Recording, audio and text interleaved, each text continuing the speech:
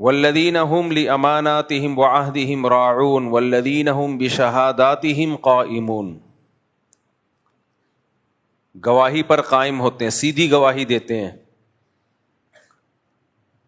آج جو گواہی دی جاتی ہے وہ یہ نہیں دیکھا جاتا کہ سچ کیا ہے جھوٹ کیا ہے, بلکہ پہلے سے سوچ لیا جاتا ہے کہ میں نے فیور کس کو کرنا ہے. جب جھگڑے ہوتے ہیں آپس کے, اس میں ہم نے اپنے خاندان کو فیور کرنا ہے بس, چاہے وہ صحیح ہو چاہے وہ غلط ہو. قوموں کی لڑائیاں ہوتی ہیں تو ہم نے اپنی قوم کا ساتھ دینا ہے, چاہے وہ صحیح ہو چاہے وہ غلط ہو. یہ تو اللہ کی تعلیمات, اللہ رسول کی تعلیمات نہیں ہے بھائی. یہ گواہی پر جو ہے نا انصاف کے ساتھ قائم رہو. وَمَن يَكْتُمْهَا فَإِنَّهُ آثِمٌ قَلْبُهُ. جو گواہی کو چھپائے گا اس کا دل گنہگار ہے. دونوں کام حرام ہے, گواہی کا چھپانا بھی اور غلط گواہی دینا بھی. آپ کو معلوم ہے کہ صحیح بات کیا ہے لیکن آپ نہیں بتا رہے.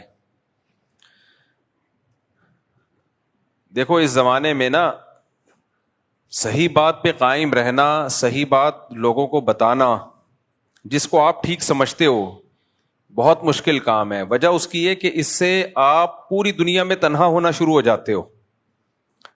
حضرت مولانا اشرف علی تھانوی رحمہ اللہ تعالیٰ نے ایک زبردست بات لکھی ہے. فرمایا کہ جو محققین لوگ ہیں نا, محقق جو ریسرچر ہوتے ہیں, اکثر زیر عتاب رہتے ہیں. زیر عتاب کا مطلب اکثر بیچارے قابل ملامت ہوتے ہیں, لوگ برا بلا کہہ رہے ہوتے ہیں. کیونکہ لوگ جو بات کر رہے ہوتے ہیں, اکثریت جو بات کر رہی ہوتی ہے, اس کے پیچھے ریسرچ نہیں ہوتی. اس کے پیچھے ہوتا ہے ماحول. ماحول کیا کہہ رہا ہے, سیزن کیا چل رہا ہے. جیسے آم کھانے کا سیزن چلتا ہے تو سب تربوز کھا رہے ہوتے ہیں یا آم کھا رہے ہوتے ہیں؟ آم کھا رہے ہوتے ہیں نا. آئس کریم کا سیزن چل رہا ہے تو سوپ پی رہے ہوتے ہیں یا آئس کریم پی رہے ہوتے ہیں؟ آئس کریم کھا رہے ہوتے ہیں, آئس کریم کھاتے ہیں. اور سوپ کا سیزن چلتا ہے سردیوں میں تو اس میں سوپ پیتے ہیں یا آئس کریم کھاتے ہیں؟ سوپ پیتے ہیں. تو سیزن چلتا ہے. محرم ختم ہوگا, شادیوں کا سیزن دے دنادن شروع. اب لوگ کہتے ہیں پھر شادیوں کی باتیں شروع کر دی مفتی صاحب نے. محرم میں بھی شادی جائز ہے بھائی. تو لیکن سیزن چلنا شروع ہو جاتا ہے. رمضان کے بعد سیزن, سب دولہا بنے ہوئے ہیں. جو نہیں وہ بنے ہوتے وہ دوبارہ, ان کا دل چاہتا ہے ہم دوبارہ بن جائیں. تو سیزن سے چلتی ہیں سب چیزیں. تو عوام کا حساب یہ ہے کہ وہ دیکھتے ہیں کہ ماحول کیا چل رہا ہے. جو بھی ریسرچر ہوتے ہیں نا حقیقی معنوں میں, وہ والے ریسرچر نہیں جو آج کل مارکیٹ میں محقق بن کے آئے ہوئے ہیں. یہ تو محقق کی ان کو تو ہوا بھی نہیں لگی ہے. تحقیق کسے کہتے ہیں؟ یہ تو پھینکتے رہتے ہیں بس لمبی لمبی. میں ان محققین کی حیثیت آپ کو بتاتا ہوں. ان کی حیثیت آج کل کے جو نام نہاد محققین چل رہے ہیں نا, مذہبی اسکالر جو پراپر وے میں عالم نہیں بنتے. آج کل ایک اور منجن چلنا شروع ہو گیا ہے کہ سنت مؤکدہ کچھ بھی نہیں ہوتا, یا تو فرض ہے یا نوافل ہیں. فرض پڑھنا ضروری ہے, باقی سب فمن تطوع خیرا فہو خیر لہ. قرآن کی آیت پڑھی جاتی ہے کہ جو اضافی جو بھی کچھ کرے گا وہ اس کے لیے بہتر ہے, یعنی نہ کرے تو ٹھیک ہے, کر لے تو اچھی بات ہے. تو اس کی بنیاد بنا کے کتنے لوگوں نے فجر کی سنتیں بھی چھوڑ دیں, ظہر کی سنتیں بھی چھوڑ دیں, مغرب عشاء کی سنتیں بھی چھوڑ دیں.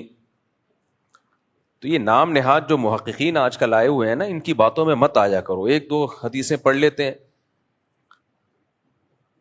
اور ان کو کبھی بھی جواب دلائل سے مت دیا کرو. ان کو ہمیشہ جواب دیا کرو الزامی. الزامی جواب کا مطلب یہ ہوتا ہے, یہ اصول ہمیشہ کے لیے پلے باندھ لو. باطل کے پاس اتنی طاقت نہیں ہوتی کہ وہ دلیل سے بات کرے. وہ دلیل آپ کو دلیل اس لیے لگ رہی ہوتی ہے کہ آپ کا علم بہت کم ہوتا ہے. تو آپ اس کو دلیل دو گے, وہ پھر دلیل کا جواب دے گا, الجھا دے گا آپ کو. اب عالم کو تو پتہ چل جائے گا یہاں گڑبڑ کر رہا ہے, یہ عامی آدمی کے لیے مشکل ہوتی ہے. تو ہمیشہ جب بھی کسی اہل باطل سے آپ کا مقابلہ ہونا, الزامی جواب دیا کرو. الزامی کا مطلب کیا ہوتا ہے؟ الزامی کا مطلب یہ ہوتا ہے کہ اگر آپ کا یہ اصول ٹھیک مان لیتے ہیں ہم, تو پھر آپ خود اس اصول کو کئی جگہ پہ کیوں توڑ رہے ہو؟ آپ بھی تو اس اصول کو خود کئی جگہ پہ توڑتے ہو. تو یہ لوگ جو کہتے ہیں نا سنت موقع، لوگ ویسے ہی نماز نہیں پڑھ رہے آج کل، پڑھتے ہیں تو اتنی لنگڑی لولی نمازیں کہ سنت موقع ہی ختم کر دیں. تو جو بھی آپ سے کہا کرے نا سنت موقع نہیں ہوتی، تو اس سے کہیں کہ اچھا ٹھیک ہے، پھر ہم پھر نماز ایسے شروع کریں گے، اللہ اکبر کہہ کے نیت باندھی، ثنا پڑھنے کی ضرورت نہیں ہے، کیونکہ سبحانک اللہم یہ لازم نہیں ہے.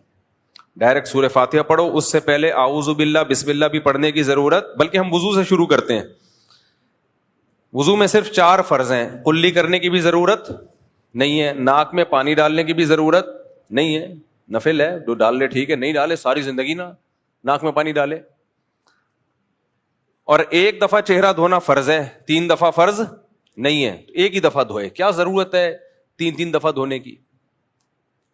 آپ کہہ سکتے ہیں کہ دھو لے تو ثواب ہی ملے گا نا، اس لیے ہم ترغیب دیتے ہیں کہ دھو لے. بھائی آپ وہاں یہ بھی تو کہو نا کہ ایک چیز فرض نہیں ہے تو لوگ اس کو لازم کیوں سمجھ رہے ہیں. کوئی دھوئے، کچھ لوگ ایسے بھی ہوں جو نہ دھوئیں، کچھ لوگ ایسے ہوں جو سنت موقدہ کے ساتھ نماز پڑھیں، کچھ ایسے ہوں جو بغیر سنت موقدہ کے ساری زندگی پڑھتے رہیں.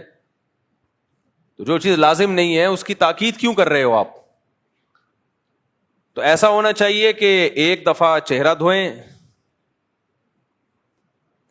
اور 1 دفعہ بازو دھوئیں، بس اتنا کہ ہاتھ گیلے ہو جائیں. 3 دفعہ کے تکلف کی ضرورت نہیں ہے.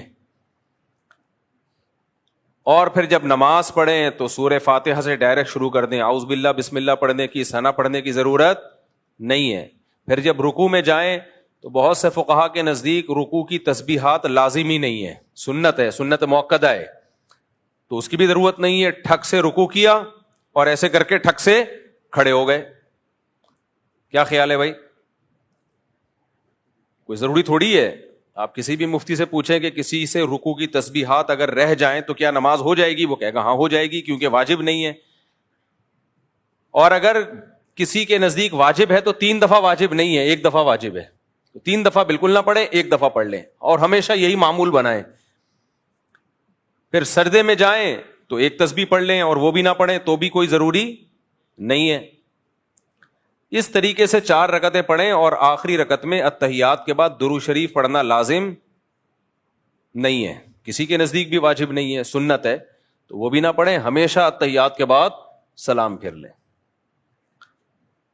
اور ہاتھ باندھنے کی بھی ضرورت نہیں ہے، ویسے ہاتھ کھول کے نماز پڑھ لیں. تو جب شریعت کے ہر حکم میں، یہ تو صرف ایک حکم ہے نا، افطار روزہ جب آپ رکھتے ہیں تو افطار میں جلدی کرنا کیا واجب ہے؟ اگر کوئی جلدی افطار نہیں کرے گا تو کسی سے سنا گناہ گار ہوگا. میری طرف توجہ، کوئی گناہ نہیں ہے بھائی، بہتر ہے جلدی کر لیں افطار، تو نہ کریں، 1 گھنٹے بعد افطار کر لیا کریں. تو یہ پورا دین جو ہے نا ہمارا، یہ ڈھانچہ رہ جائے گا، کھوکھلا ہو جائے گا بالکل. فقہائے کرام نے دین کو بہت اچھی طرح سمجھا ہے، بہت ڈیپ میں گئے ہیں. انہوں نے کہا کہ بھائی دیر آر 2 ٹائپس آف سنت. سنت کی کتنی قسمیں ہیں؟ 2. ہم نے جب نبی کی سیرت میں غور کیا تو پتا چلا کہ کچھ سنتیں ایسی ہوتی ہیں جن کی تاکید نہیں ہے، وہ چھوڑ دیں ساری زندگی، کوئی مسئلہ نہیں ہے. لیکن کچھ سنتیں ایسی ہیں جن کی تاکید ہے، اور تاکید کی وجہ سے ان کو کیا کہا گیا؟ سنت مؤکدہ. وہ کبھی کبھار چھوٹ جائیں تو ٹھیک ہے، بلا وجہ چھوڑنا وہ ٹھیک نہیں ہے. جو چھوڑنے کا معمول بنا لے گا تو غالب گمانے کے وہ گنہگار ہوگا اور اس کو یہ کام کرنے نہیں دیا جائے گا، قابل ملامت ہوگا، برا بلا کہا جائے گا اس کو. لہذا اگر کوئی نماز شروع کرتا ہے، نہ سبحانک اللہم پڑھتا ہے، نہ اعوذ باللہ بسم اللہ پڑھتا ہے، نہ رکوع کی تسبیحات پڑھتا ہے، نماز تو ہو گئی بھائی، فرض ہے، اللہ نے فرض کی، جو فرائض تھے وہ پورے کر لیے. قضا اب اس کی قضا لازم نہیں ہے، فرض ادا ہو گیا. کیا اس پر ہم یہ آیت پڑھ لیں گے فمن تطوع خیرا فہو خیر لہ؟ جو اضافی کرنا چاہے ثنا بھی پڑھ لے اور درود شریف بھی پڑھ لے وہ بہتر ہے، نہ پڑھے تو کوئی حرج نہیں. نہ نماز کیا کہلائے گی؟ ناقص. تو جیسے نماز کے اندر 2 طرح کی سنتیں ہیں، کچھ سنت مؤکدہ اور غیر مؤکدہ، اسی طرح نماز کے باہر کی بھی کچھ سنتیں ہیں، کچھ سنت مؤکدہ اور کچھ سنتیں غیر مؤکدہ. نبی نے کبھی بھی فجر کی نماز سے پہلے 2 سنتیں ضائع نہیں کی ہیں اور یہ نماز میں شامل ہیں فرائض کی تکمیلات کے لیے. اس کی سب سے بڑی دلیل یہ ہے کہ ہمیں کچھ سنتیں ایسی ملتی ہیں جو فرائض کے توابع میں سے نہیں ہیں, فرائض کے تابع نہیں ہیں. جیسے اشراق کی نماز, کسی نے فجر نہ بھی پڑھی ہو تو اشراق پڑھے گا, ہو جائے گی. عشاء نہ بھی پڑھی ہو تہجد پڑھے گا, تہجد کہلائے گی وہ. لیکن فجر کی 2 سنتیں جب ہی سنت کہلائیں گی جب 2 فرض بھی ہوں اس کے ساتھ, کیونکہ وہ ہیں ہی فرض کی وجہ سے ہیں. وہ فرض نہ ہوتی تو وہ بھی نہ ہوتی. ظہر کی سے پہلے کی 4 سنتیں ان کی انڈیویجولی کوئی حیثیت نہیں ہے, وہ جب ہی ہیں جب ظہر کے 4 فرض آپ نے پڑھنے ہیں. اسی طرح ظہر کے بعد کی 2 سنتیں جب ہی ہیں جب ظہر کے 4 فرض پڑھنے ہیں. کوئی اکیلی 2 سنتیں پڑھ کے چلا جائے تو اس کی کوئی حیثیت, وہ عام نوافل ہوں گے وہ. تو یہ جو سنتیں ہیں جن کی نبی صلی اللہ علیہ وسلم نے ہمیشگی کی ہے, جب بھی فجر پڑھی آپ نے فجر کے ساتھ پہلے 2 سنتیں پڑھی ہیں. اس میں جب بھی آپ نے ظہر پڑھی اس سے پہلے آپ نے 4 پڑھی ہیں اور اس کے بعد بھی آپ نے 2 پڑھی ہیں. اس پہ صحیح حدیث موجود ہیں. تو اس لیے فقہائے کرام نے ان میں بھی تفریق کی ہے, ایک سنت مؤکدہ اور ایک سنت غیر مؤکدہ. تو اب آپ نے ایک فتویٰ جاری کر دیا کہ فرائض پڑھ لو بس کافی ہے, اس کے ساتھ سنت کی کوئی ضرورت نہیں ہے. تو یہ اس کی دلیل ہے کہ آپ کو سنت مؤکدہ اور غیر مؤکدہ کا فرق معلوم نہیں ہے. اور میں آسان مثال دیتا ہوں, بہت سے علماء کے نزدیک قربانی واجب نہیں ہے, لیکن وہ کہتے ہیں سنت مؤکدہ ہے, یعنی چھوڑنا ٹھیک نہیں ہے صاحب استطاعت پر, کیونکہ اتنی اس پہ وعید ہے. آپ نے انکار کر دیا سنت مؤکدہ کوئی چیز ہی نہیں ہے, تو جب انکار کر دیا تو وہ تو بہت سارے دین کے حکام غائب ہو جائیں گے.